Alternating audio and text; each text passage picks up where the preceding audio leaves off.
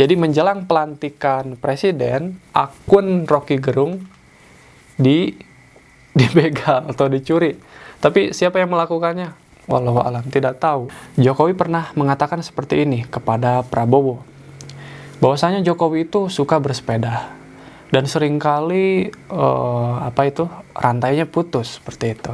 Tapi ingat Pak Prabowo, bahwasanya persahabatan kita, tali persahabatan kita tidak akan pernah putus.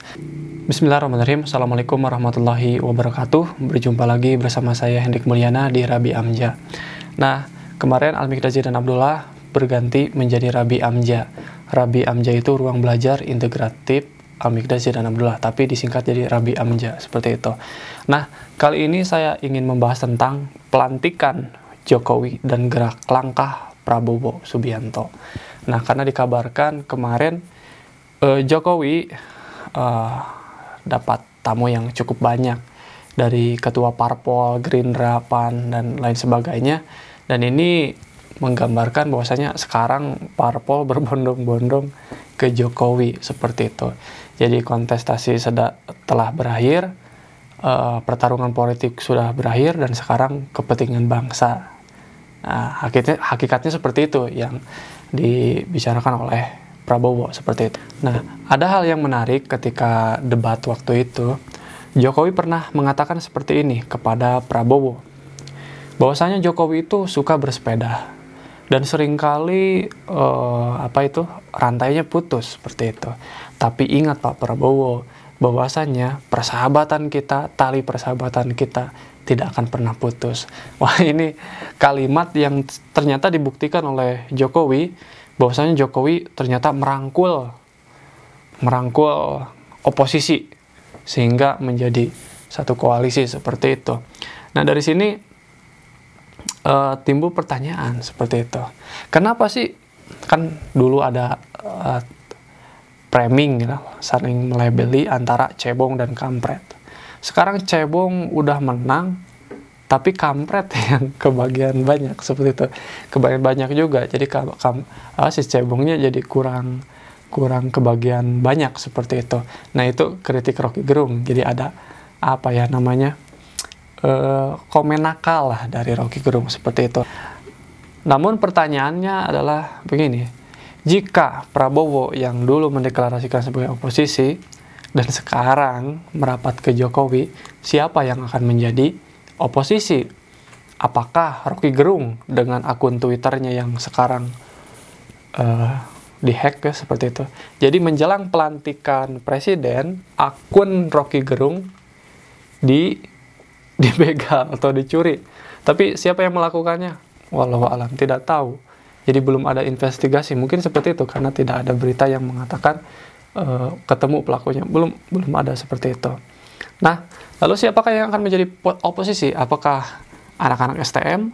Apakah para mahasiswa yang kemarin kena gas air mata akan terus menyoroti tentang RUKUHP, revisi tentang KUHP, yang diduga ada isu pelemahan KPK, seperti itu.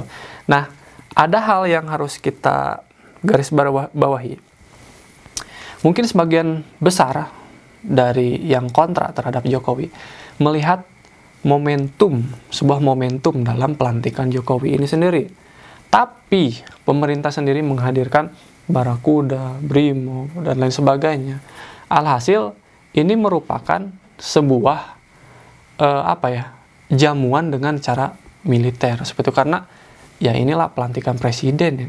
Karena ada sangkut paut dengan ketahanan nasional yang kemarin Pak Wiranto ditusuk, seperti itu mungkin salah satu alasan yang menjadi memperketat gitu antara nasionalis versus yang dianggap radikal, seperti itu. Nah, bagaimana cara kita melihat hal ini? Para elit, anggaplah Prabowo dan kawan-kawannya seperti itu mengisyaratkan untuk berhenti dalam pertarungan politik ini, karena itu sudah selesai. Maka sekarang kembali kepada semangat bersama, yakni membangun bangsa dan negeri, seperti itu ya. Nah, mungkin kemarin kepolisian yang dianggap represif karena ada beberapa korban yang jatuh, entah itu dari gas air mata maupun dari pukulan pentulan-pentulan seperti itu. Dan mungkin di sini isu tersebut harus segera dikelirkan gitu dengan cara pengungkapan berapa sih korbannya, berapa yang ditahannya oleh kepolisian kepada masyarakat, agar tidak memperpanjang kecurigaan dari masyarakat terhadap kepolisian seperti itu. Kemudian tentang DPR dengan RKUHP-nya itu menjadi PR juga buat Jokowi dan menteri-menterinya dan Puan Maharani ini ya. PR besar yang multi interpretasi itu RKUHP-nya. Kemudian dan sampul majalah gambar Pinocchio yang ditujukan kepada Jokowi soal janji KPK. Ini juga